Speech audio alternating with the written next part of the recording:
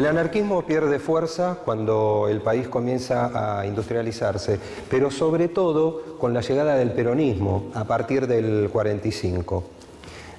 Este tema lo vamos a desarrollar la semana que viene. Recuerden ver el documental que les dejé. Bueno, hasta la próxima.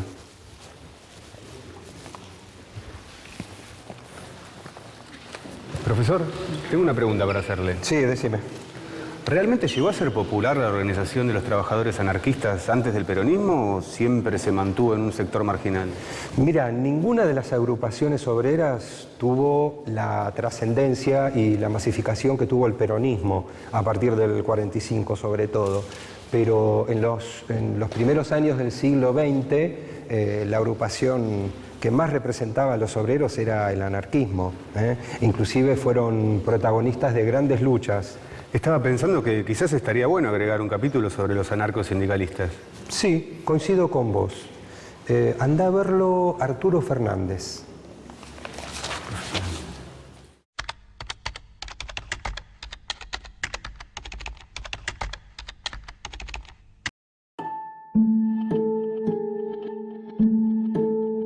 El profesor fue claro. No existió un movimiento que tuviera tanta importancia en materia sindical como el peronismo. Pero muchos de los anarquistas que estuve estudiando enarbolan siempre la bandera del sindicalismo. ¿Cuál habrá sido el rol de los anarquistas en la formación de los sindicatos? ¿Qué diferencia habrá entre los gremios de hoy y los de entonces? ¿Qué es el anarcosindicalismo? Buenas tardes. Buenas tardes, Arturo. Sí, así es. ¿Qué tal? Yo soy Ernesto. Mucho gusto. Mucho gusto. Estoy haciendo un trabajo práctico, una tesis en realidad sobre el anarquismo y quería ver si usted me podía ayudar un poco con el tema de los movimientos sindicales, los orígenes del sindicalismo y los movimientos obreros. Sí, sí, ¿querés pasar? Dale. Bueno, entonces pasa. Muy bien, gracias. Me interesa saber un poco cómo fueron los orígenes del movimiento sindical en torno a los anarquistas. Bueno, justamente los anarquistas están muy en los comienzos de la organización sindical porque hacia 1871 llegan los primeros anarquistas a la Argentina como consecuencia de la Comuna de París, un gran emprendimiento del movimiento anarquista ligado a la Primera Internacional Obrera, que es sangrientamente reprimido justamente entre 1870 y 71. Los anarquistas que no son asesinados por el ejército francés huyen, algunos van a Argelia en muy poca cantidad y algunos, pocos, vienen a Buenos Aires y ahí se van sumando otros anarquistas italianos, españoles. ¿Cuál era el contexto social en Argentina cuando empiezan a llegar estos extranjeros de la Comuna de París? Incipiente industrialización, a veces desarrollo de artesanías, a donde los inmigrantes extranjeros que habían sido llamados por un pomposo artículo de la Constitución de 1853 a poblar un país y aparentemente a desarrollarlo, se encontraron con todas las tierras ocupadas por los propietarios, los grandes propietarios de la tierra que Roca había distribuido entre familiares y amigos. En general, el inmigrante tiene que desarrollarse en ciudades como Buenos Aires, Rosario, luego con los años Mar del Plata. Se empiezan a organizar principalmente extranjeros. Principalmente extranjeros y relacionados con la Primera Internacional. Ya en 1872, en la Internacional Anarquista de La Haya, se habla de una sección argentina, lo cual no quiere decir todavía que haya sindicatos. Había una corriente que seguía más bien a Kropotkin, individualista y que desconfiaba mucho de todo tipo de organización, incluso de la organización sindical.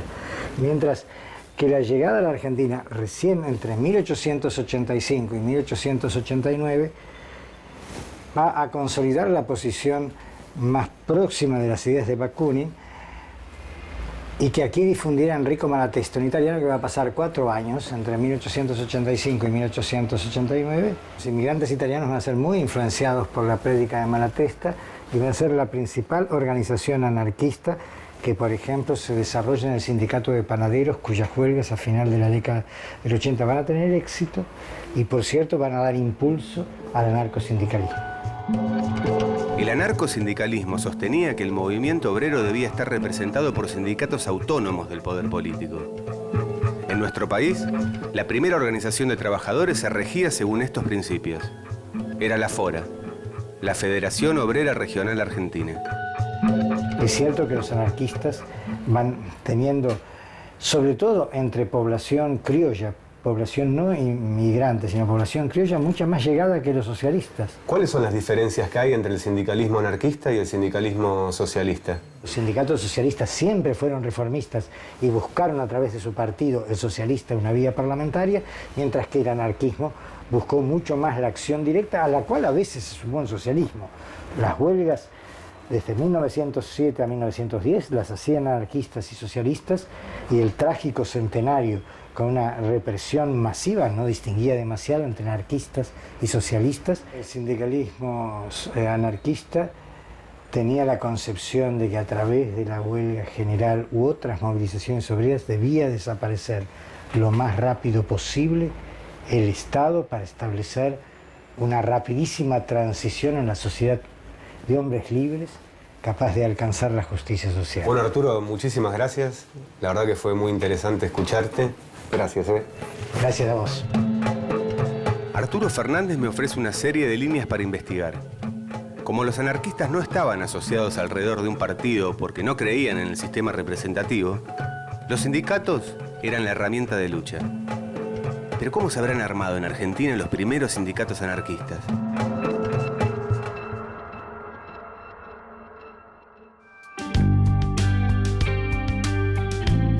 Para los sectores libertarios vinculados directamente al desarrollo del movimiento obrero, aquellos que día a día militaban en las diferentes sociedades de resistencia, el centro prioritario de la táctica anarquista era fomentar la agremiación y la unidad de los trabajadores.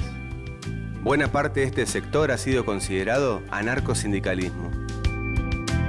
Se denomina anarcosindicalismo aquellos sectores, digamos, de alguna manera proclives a darle a la FORA una importancia central en el camino de la transformación de la sociedad. Esto es a los sindicatos. Las bases del anarcosindicalismo es eso precisamente. Nadie es necesario, todo tiene que resolverse en asamblea, y si se nombran delegados, porque no puede ir toda la asamblea a hacer una discusión, por ejemplo, de un plan de trabajo o la discusión de una ley, bueno, serán los representantes, pero esos representantes, después de cierto término, bastante breve, tienen que volver a trabajar y son reemplazados por trabajadores que entonces sí, cumplen esa misión de delegados. Si existe un anarquismo de anarquistas o un anarquismo obrerista, es decir, si los anarquistas priorizan el elemento obrero o el elemento doctrinario, es una discusión que pervive siempre dentro del anarquismo, digamos. Existe en la protesta a lo largo de la década del 10, cuando el anarquismo controla, digamos, la federación obrera más grande de la Argentina, pero siempre con algún tipo de distancia. Yo creo que en el anarquismo hay una idea de que no importa tanto si uno es obrero o no, sino que lo que importa efectivamente es que uno sea anarquista. Durante el siglo XIX, el capitalismo industrial se expande a un ritmo constante en todo el mundo. La concentración de los medios de producción favorece la explotación de los trabajadores, cuyas condiciones son cada vez más inhumanas. Comienzan a surgir así en Argentina y en todas las sociedades con alto grado de industrialización, organizaciones de trabajadores bajo un ideario anarquista. Como me contó Arturo Fernández, los pioneros en nuestro país fueron aquellos inmigrantes europeos que habían participado en la Comuna de París.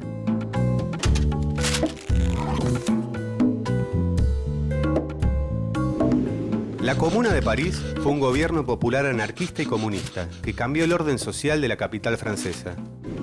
Tras la derrota militar de Francia a manos de Prusia, los obreros se sublevaron y tomaron el poder el 18 de marzo de 1871. Los ciudadanos eligieron un consejo comunal formado por una mayoría de jacobinos y republicanos y una minoría socialista. El consejo proclamó la autonomía de París y su deseo de recrear Francia como una confederación de comunas. La sociedad se organizaba de abajo hacia arriba. La comuna prendió en la imaginación anarquista, porque era así como Bakunin había pronosticado que la revolución ocurriría. una ciudad principal se declararía autónoma, organizándose y dando ejemplo, y exhortaría al resto del mundo a seguirla. La comuna implementó una serie de medidas tendientes a favorecer a las clases populares. Se cancelaron los alquileres y se fomentó el cooperativismo y la autogestión de fábricas abandonadas. También se apartó a la iglesia de la educación y se fomentó el estudio y el trabajo de las mujeres. Pero el gobierno francés no aceptó este principio de revolución popular. El 1 de mayo las tropas entraron en París. Se desató una violenta represión, fusilamientos, penas de trabajo forzados, campos de concentración y deportaciones. Hubo cerca de 25.000 muertos. La Comuna de París llegó a su fin el 28 de mayo de 1871. 72 días fueron suficientes para pasar a la historia como la primera experiencia de gobierno obrero.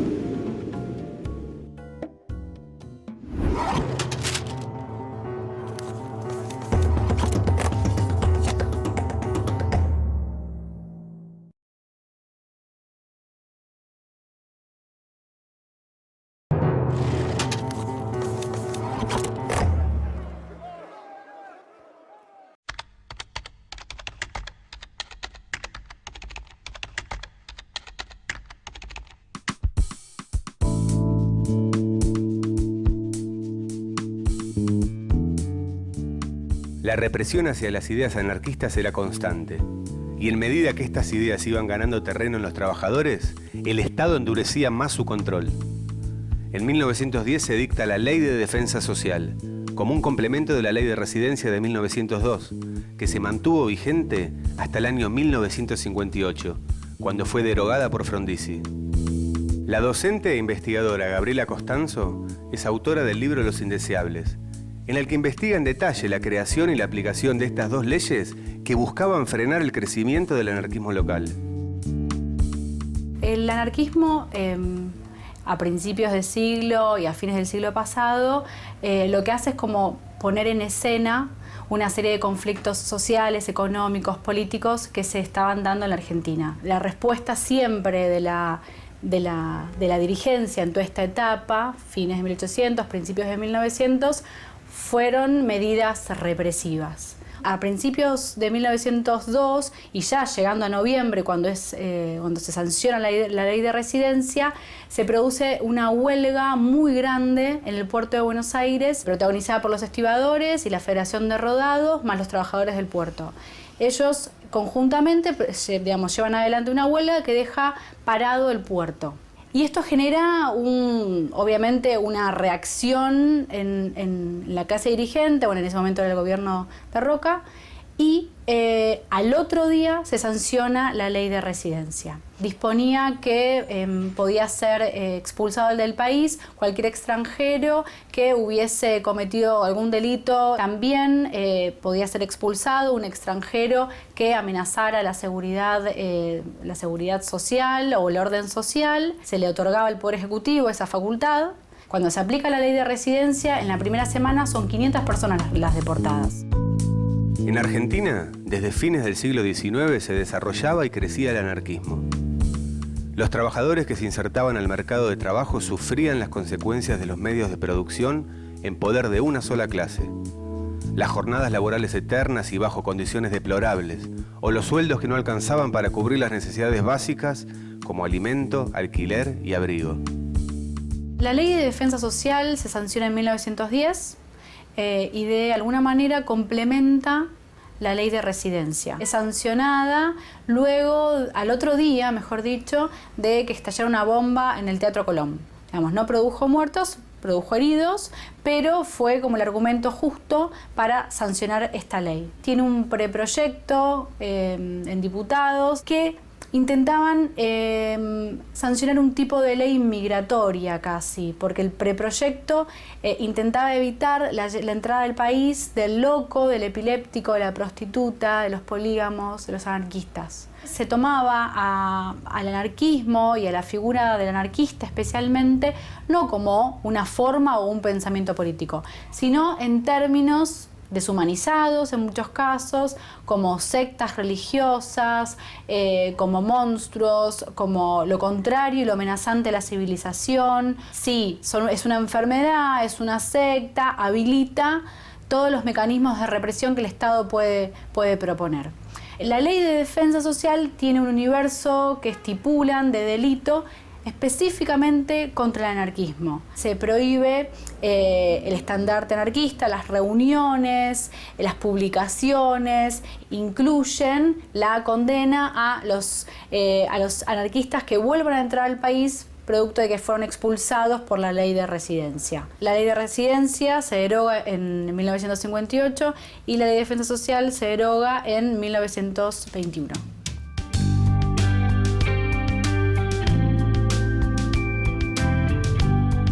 El grupo Superabundance House hace arte tipográfico. A través de su imprenta de tipos móviles, realizan instalaciones de gran magnitud. Su trabajo como grupo fue recuperar uno de los textos claves de la ideología anarquista, el discurso de la servidumbre, de Etienne de la Boétie. Hola. Buen día. ¿Qué tal? ¿Qué tal? Me llamo Ernesto. Me encontré con este libro de Etienne de la Boétie. Ah, sí. ¿Lo editan ustedes? Sí. ¿Están con mucho trabajo ahora? Y algo hacemos. Sí. ¿Querés pasar? Me gustaría pasar a ver si me puedes mostrar un poco lo que hacen. ¿Te molesta? No, por favor. ¿Paso? Dale. Gracias. Permiso. Hola. Ernesto, ¿qué tal? Leandro. Mucho gusto. ¿Me cuentan un poco cómo empezó la historia de ustedes con este libro? De una película de Godard aparece la tapa del libro en francés, Discurso de la servidumbre voluntaria, y a partir de ahí busco en internet y encuentro que el libro existió, que fue escrito por un chico de 18 años en el siglo XVI, en 1548. Y a partir de ahí encaramos la traducción del libro y la edición del libro y la impresión de afiches, de unos afiches de 1 metro por 70 que pegamos en la calle. ¿Pero qué es lo que los motiva a imprimirlo, a largarlo a la calle? Y que es un texto muy vigente y que no estaba presente en la edición argentina, no estaba presente en las librerías y muchísimos lectores no lo conocían, ¿no? Estuve leyendo algunos conceptos muy interesantes que decía Etienne, ¿no? Por ejemplo, de que cómo mucha cantidad de gente se somete al poder de uno solo, ¿no? Sí. ¿Por qué una masa grande de personas no puede rebelarse contra el poder de uno? ¿Se puede decir que es el principio del anarquismo? Esto fue, digamos, siglos antes de la Revolución Francesa, más siglos antes del anarquismo. Claro. Con lo cual es un germen que tiene que ver con la libertad y con que alguien se pregunte por qué él y su entorno viven de una manera cuando podrían vivir de otra, ¿no? Además de publicar el libro, el grupo imprimió las palabras de Etienne de la Boétie en unos afiches callejeros, para que su discurso esté al alcance de todos. Vosotros sembráis vuestros campos, para que él los devaste. Amobláis y llenáis vuestras casas para darle pasta a sus saqueos. Alimentáis a vuestras hijas para que tenga con qué saciar su lujuria y a vuestros hijos para que los convierta en soldados, los transfigure en los ministros de sus codicias y los ejecutores de sus venganzas. Os matáis trabajando para que él pueda repantigarse en sus delicias y revolcarse en los sucios y feos placeres. Os debilitáis para volverlo más fuerte y duro y poder teneros con las riendas más cortas. Y salvo, viste, el sembráis, el tiempo, digamos así, verbal, que es como un poco arcaico, después la esencia del texto es muy vigente. Absolutamente. Las imprentas eran fundamentales para la propagación del movimiento libertario argentino de principios de siglo. Aprovechando que estoy en un taller tipográfico, voy a hacer como aquellos viejos anarquistas. Voy a imprimir unos afiches de propaganda. ¿Y esto los vas? ¿Cómo funciona? Si yo quiero armar un texto, un afiche. Letra por letra. Esto es un juego tipográfico. Vas componiendo cada línea con una tipografía determinada. Una matriz. Haces una matriz, estableces una matriz, después la matriz la ajustás y te la llevas a la máquina. Y en la máquina la imprimís. ¿Y ahí qué estás escribiendo? ¿Qué dice? De cada uno según su capacidad, a cada uno según su necesidad. De Kropotkin. Kropotkin. ¿Me mostrás la máquina a ver cómo es? Sí.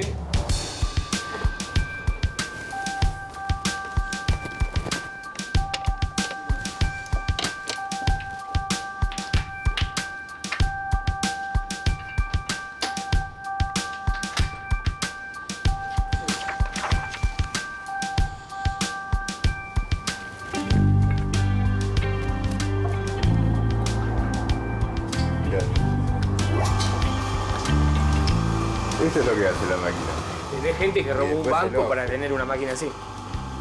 Severino Di Giovanni se compró una máquina de estas que es la Fénix Prese, en lugar de la 3, la 1. ¿Robó un banco para poder comprar la máquina? Sí.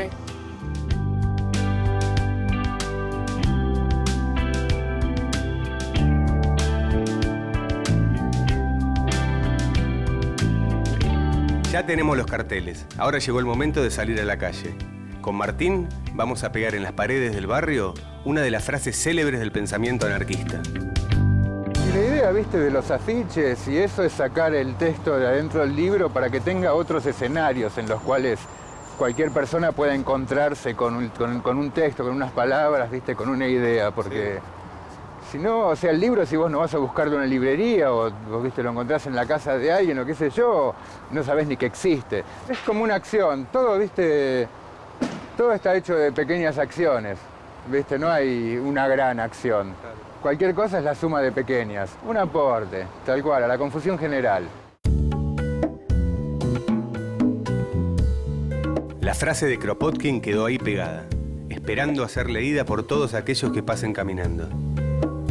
Los militantes anarquistas difundían sus ideas a través de afiches, pero también de folletos, libros y, sobre todo, publicaciones periódicas.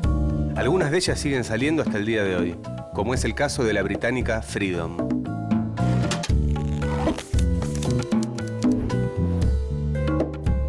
La difusión de las ideas a través de la prensa escrita ha sido una de las bases del anarquismo.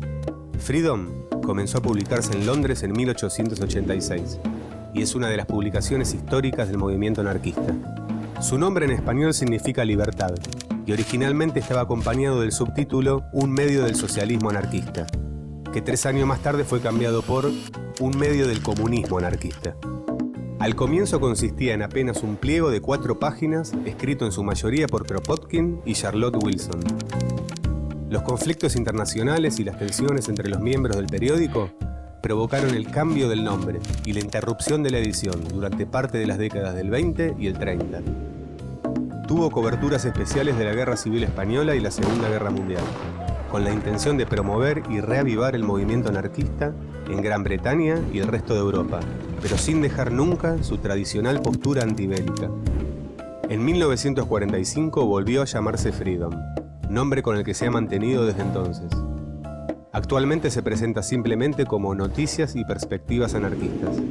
Según consta su declaración de principios, existe para explicar el anarquismo con mayor amplitud y mostrar que solo en una sociedad anarquista la libertad humana puede crecer.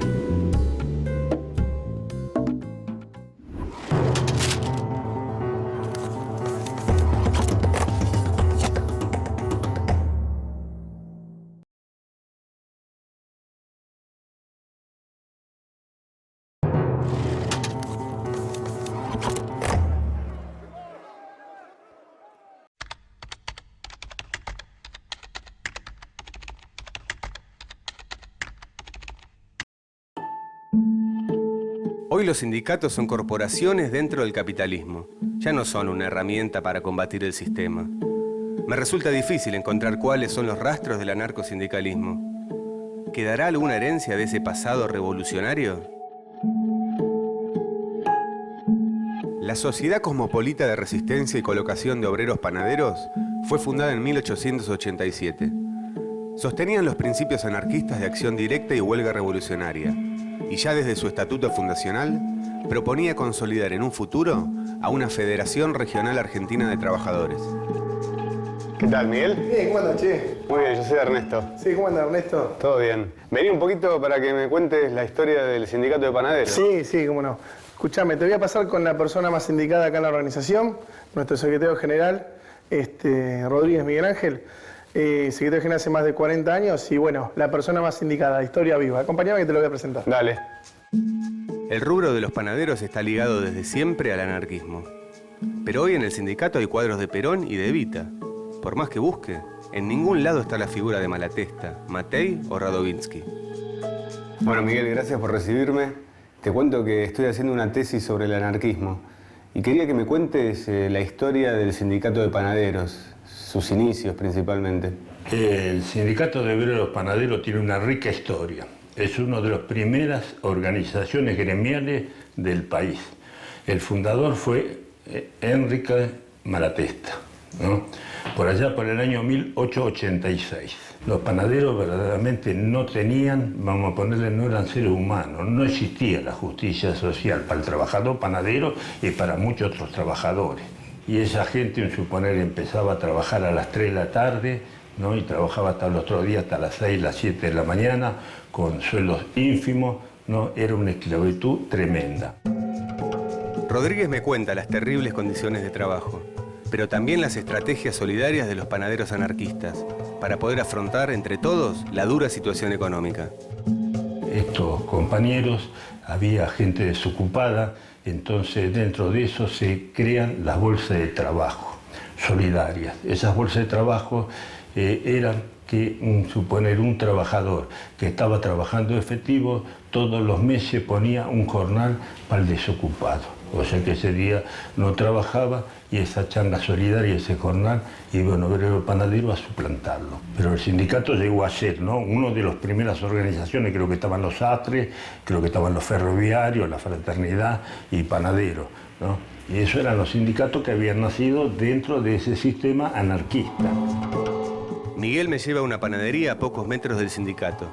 En la góndola de las facturas, aún resiste el sello de los anarquistas en el gremio de los panaderos. ¿Vos sabés que a principios del siglo pasado los panaderos, en forma de protestas hacia quienes no le hacían caso en sus reclamos, por ejemplo, la política, la iglesia y la policía, por hacer algunos referentes, decidieron en forma de protesta bautizar a las facturas con un nombre, ¿no? Estas facturas venían de Europa con otros nombres, ¿no? Pero, por ejemplo, agarramos y tomamos los sacramentos y los vigilantes, en forma de protesta hacia la policía. Le pusieron un nombre y, bueno, y una identidad de ese reclamo. Y todas las facturas que ves acá tienen un significado, digamos. ¿Las tortas negras también? Las tortas negras contra la policía, por el gorra. Ah, mirá. Por la croqueta, como decimos nosotros, ¿no? Los cañones contra los militares, los cañoncitos, ¿no? Había una tendencia ahí de reclamo hacia los 4 principales poderes del gobierno que no daban, como se dice, importancia a los reclamos de los trabajadores, ya que no existía por una organización bien fundada, y justamente a través del anarquismo se empezaba a juntar, a redactar sus primeros estatutos y sus primeras formas de reclamo, como fue, por ejemplo, en el año 1888, la primera huelga de los famosos 10 días, que quedó marcada donde los panaderos consiguieron el reclamo de las condiciones laborales, las cantidades de horas, entre un montón de otras cosas, ¿no? Y el suspiro de monja está recontra claro que es contra la iglesia, porque tenemos una iglesia distinta a la que hay hoy, ¿no? ¿Y las bolas de fraile también? Y las bolas de fraile también. Más allá de lo ingenioso de la protesta, porque creo que es muy ingenioso, ¿surgió efecto? Sí, porque en realidad lo que se buscaba era dignificar el trabajo a través de los nombres de las facturas. Y se logró, porque, bueno, después de más de 120 años la actividad del obrero panadero es de 7 horas, ¿no? Se trabaja 7 horas. Tiene sus conquistas logradas, pero a partir de todo esto que estamos hablando. Bueno, ¿nos llevamos una docena de facturas, Miguel? Sí, cómo no. Dale. Che, y muchas gracias por la información. Por favor, che. Está buenísimo saber todo esto. Por la charla que tuve con los dirigentes del Sindicato de Obreros Panaderos, me doy cuenta de que la presencia del anarquismo en este rubro forma parte de su prehistoria. El ideal libertario dio paso al peronismo de base. En lugar de una sociedad sin gobierno, se lucha por la fuerza de la corporación negociadora. Y en lugar de la A anarquista, hay un logo de la CGT. De aquellos años, solo quedan los nombres de las facturas. Cuando el anarquismo decide organizar a los trabajadores, en el momento en que se toma esa decisión, es el momento más abierto del anarquismo, donde estaba Pedro Gori, el mismo Inglán Lafarga, y se incorpora Giraldo y otra gente. Muchos de ellos provenían del socialismo, por lo tanto, ellos fueron todos artífices de la creación de la Federación Obrera Argentina en 1901, que es lo que se va a convertir después en la FORA. Pero la FUA, cuando se constituye junto con los gremios socialistas. El matrimonio duró solo un año y al año siguiente los socialistas se van de la FORA de la FOA y fundan lo que se llamó la Unión Gremial de Trabajadores, la UGT. La FOA era anarquista.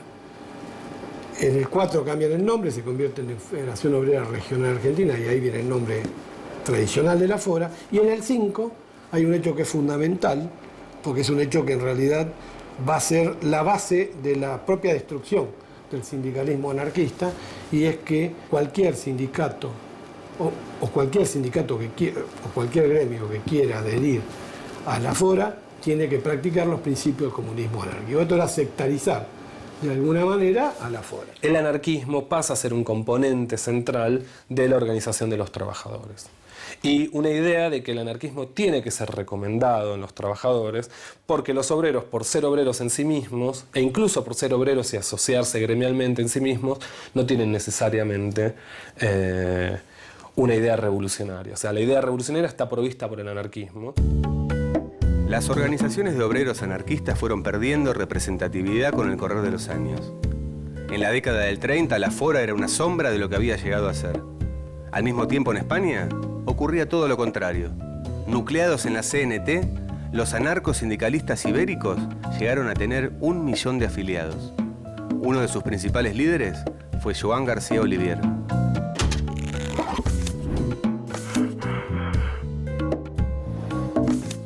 Joan García Oliver fue un anarcosindicalista con gran protagonismo en la lucha revolucionaria española de principios del siglo XX. Nació en Cataluña en 1902.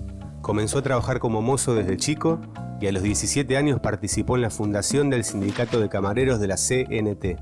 Ese fue el primer paso en su larga militancia sindical. Por esta intensa actividad, fue muchas veces detenido durante la dictadura de Primo de Rivera. Su paso por la cárcel resulta fundamental para su formación, porque entra en contacto con sindicalistas y anarquistas de gran trayectoria. Luego de un tiempo en prisión y en el exilio, el comienzo de la década del 30 lo encuentra tratando de reorganizar a la CNT luego de años de clandestinidad. Luego del golpe de Estado de 1936, García Oliver crea y lidera milicias sindicales para enfrentar al ejército sublevado. A pesar de estar en desacuerdo con la participación gubernamental de la CNT, García Oliver será ministro de Justicia del gobierno republicano de Largo Caballero. Durante su gestión, frena los asesinatos y juicios a opositores y crea leyes como la formación de tribunales populares, la reforma penitenciaria y la igualdad de derechos para ambos sexos. Cuando durante la Guerra Civil Española, Cataluña cae ante el bando fascista de Francisco Franco, debe partir. Para España serán más de 40 años de dictadura. Para García Oliver, un exilio definitivo. Murió en México, en la ciudad de Guadalajara, en 1980.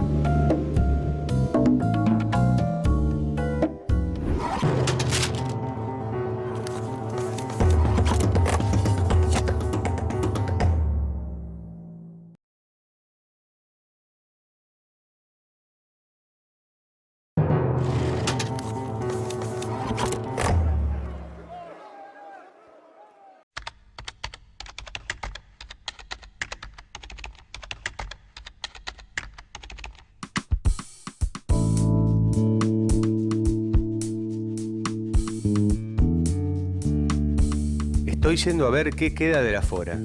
Tengo la sensación que me espera en un pasado tan duro como esperanzador. Un tiempo donde un grupo de hombres creía que la unión los haría libres. Pasaron 110 años y mucha historia, pero la FORA sigue existiendo en una casita, en el barrio de La Boca.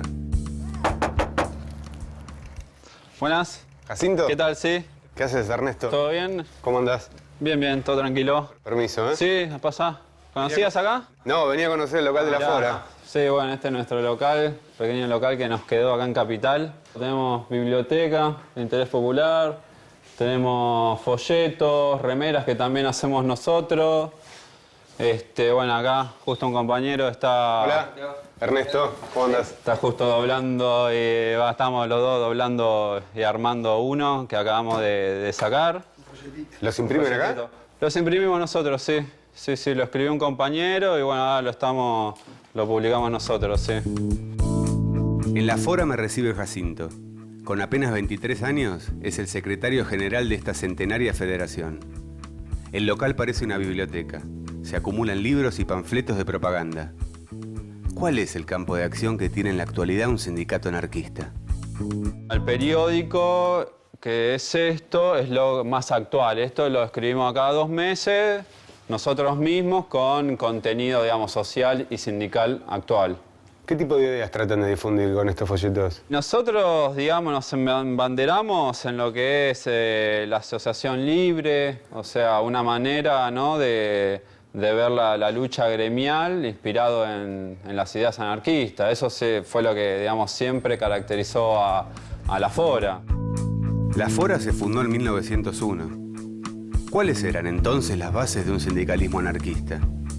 ¿Qué caracterizó a la forma de acción de la Fora? ¿En qué sigue vivo el espíritu del anarcosindicalismo más de un siglo después? ¿Qué tipo de sindicalismo propone la Fora? Nosotros algo que venimos difundiendo hace algunos años es el tema de la libertad sindical. Digamos, es con asamblea, de forma horizontal.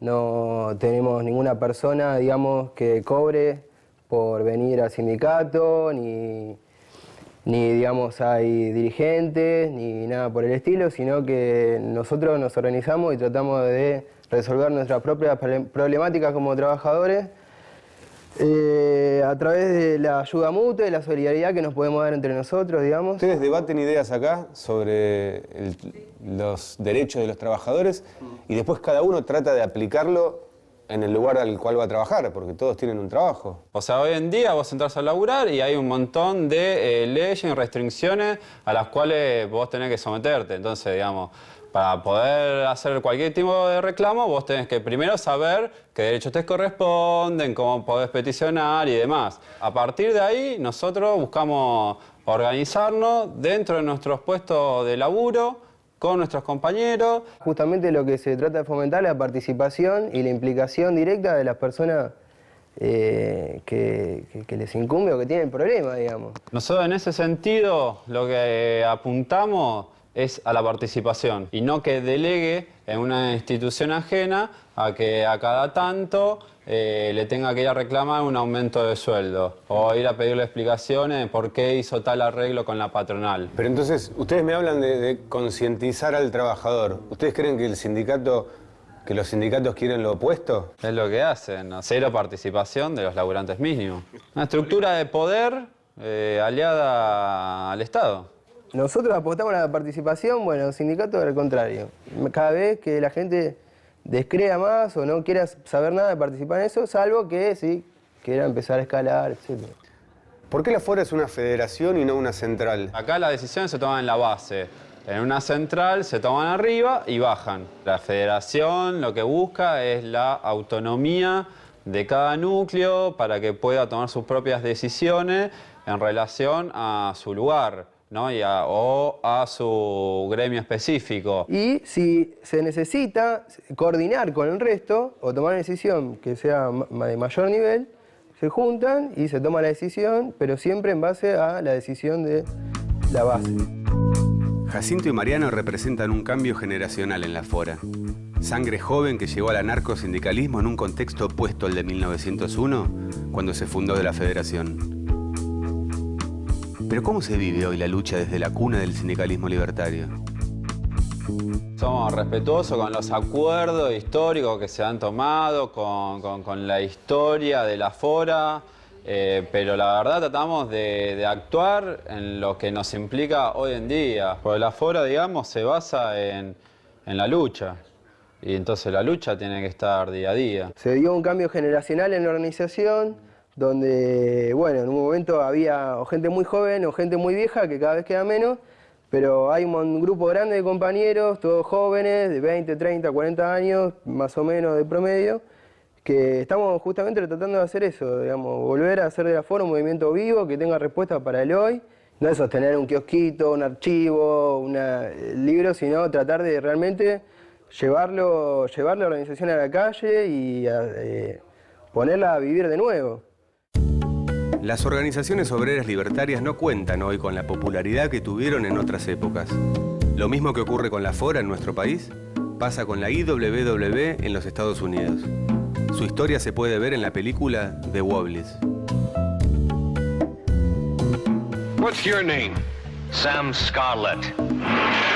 What's your religion? The IWW. En 1905 surge en los Estados Unidos la IWW, o en español, la Unión de Trabajadores Industriales del Mundo.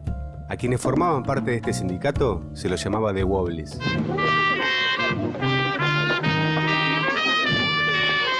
The Wobblies es también el nombre de un documental, realizado en 1979 por los directores estadounidenses Stuart Bird y Deborah Schaffer. Mediante entrevistas, animaciones y material de archivo, reconstruye la historia de la IWW, la organización libertaria más importante de los Estados Unidos.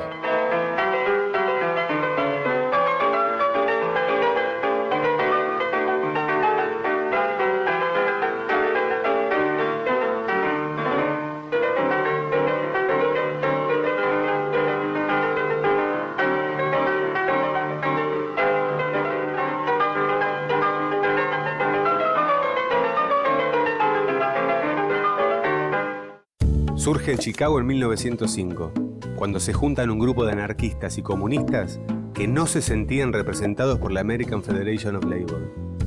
Las diferencias son muchas. Esta nueva agrupación propone un sindicato único, y no una división por rubros.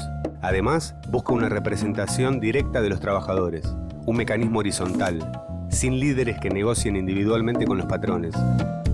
Otro de sus rasgos distintivos es el de ser la primera agrupación de trabajadores que acepta la inclusión de mujeres, niños e inmigrantes en sus filas. Sus estatutos comparten ideas y formas de organización con el anarcosindicalismo. Promueven el cooperativismo y fomentan las empresas autogestionadas.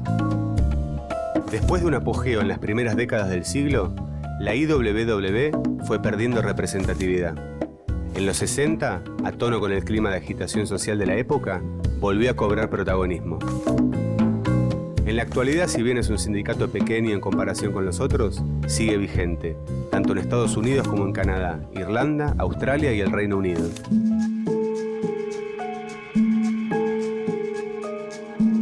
El 1 de mayo es una fecha clave para el conjunto de los trabajadores. En Buenos Aires, las distintas organizaciones obreras y de izquierda organizan marchas reivindicatorias. Salgo a caminar por el centro a buscar las columnas de los trabajadores anarquistas.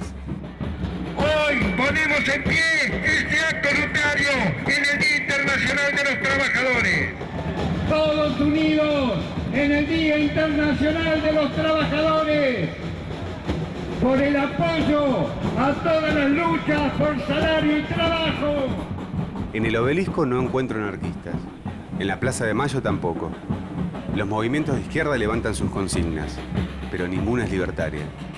Hasta el 15-20 el sindicalismo es más o menos el mismo en todos lados. Hay algunos que plantean que los sindicatos anarquistas eran más basistas. Esto es totalmente relativo.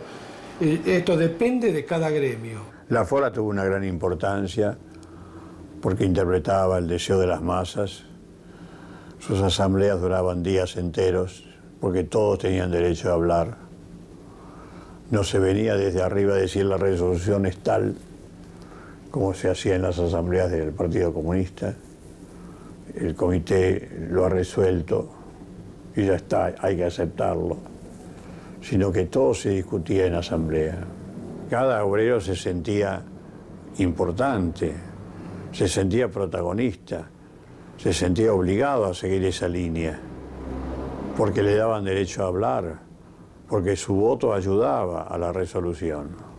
El anarquismo pierde la FORA en 1915, a manos del sindicalismo, con el cual sindicalismo que muchas veces había propuesto una unificación de una federación, los anarquistas siempre se negaron. Aceptaron la reunión con los sindicalistas y perdieron. ¿Por qué perdieron? Porque muchos gremios foristas en realidad aceptaron la propuesta del sindicalismo revolucionario, porque la FORA del 15, del noveno Congreso de 1915, lo que hacía era eliminar esta cláusula de la adscripción al comunismo anárquico, pero además la FORA del quinto, que se queda como FORA del quinto, que va a ser muy débil, de aquí en adelante, sigue adquiriendo a esa cláusula del quinto Congreso. Esto es todo un tema, ¿no?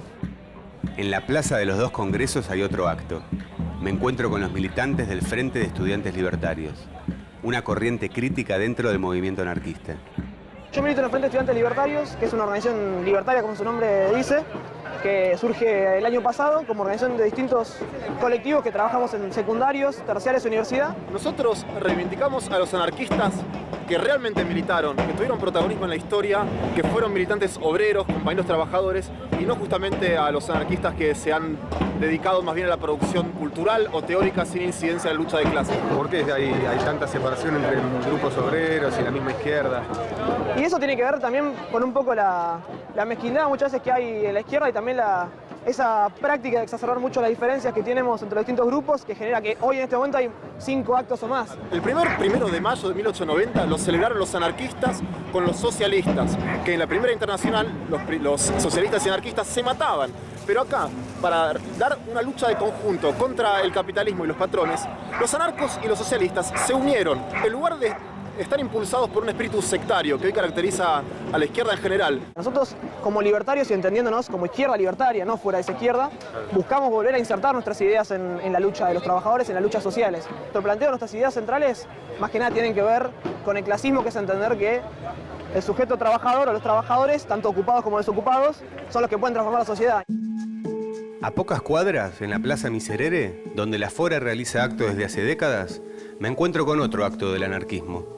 Es quizás el de menor convocatoria, pero reivindican con orgullo su pertenencia ideológica. Estamos haciendo un acto de la Fora y eso me pone contento, compañero. Hacia que esa secretaria caliente que uno tiene y eso me gusta, compañero. Entonces ya todos trabajadores y estén de acuerdo con la Fora nunca va a dejar de existir. No somos cada vez más, compañero. Con total corazón que le digo a los compañeros que nos dicen que la Fora ya fue. La Fora ya fue un carajo. La Fora siempre presente, compañero. En la bandera del anarcosindicalismo está reflejado el espíritu de la organización. El rojo del movimiento obrero y el negro de la anarquía expresan la síntesis y la confluencia de sus intereses. A primera vista, podría decirse que la presencia del anarquismo en el escenario de las luchas gremiales actuales es marginal. Pero el resultado del análisis es muy distinto, si se tienen en cuenta que las principales conquistas laborales, como el salario mínimo, la jornada de 8 horas, la prohibición del trabajo infantil y la igualdad de género, fueron los motivos por los cuales los anarquistas dieron su vida un siglo atrás.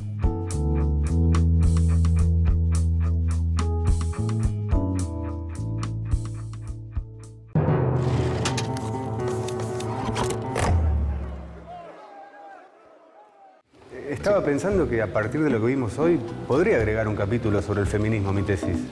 ¿Existen antecedentes de lucha feminista dentro del anarquismo? Sí, muchísimos. Hoy sería imposible pensar en las luchas feministas sin el antecedente de las mujeres anarquistas. Venimos de 5.000 años de patriarcado. Por lo menos 5.000 años de patriarcado que se conocen. Las mujeres anarquistas son profundamente feministas en sus reivindicaciones tempranas, ¿no? La opresión en el hogar, la posibilidad de utilizar su propio cuerpo, de poder dirigir sus propias vidas.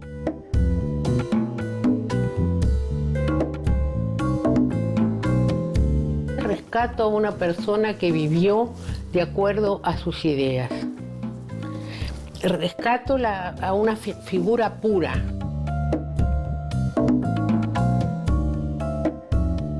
Y lo que ellas proponían era el amor libre a través del amor y de la lucha. Fíjate, el lema era ni Dios, ni patrón, ni marido. ¿Qué lema si no es un lema anarquista ese?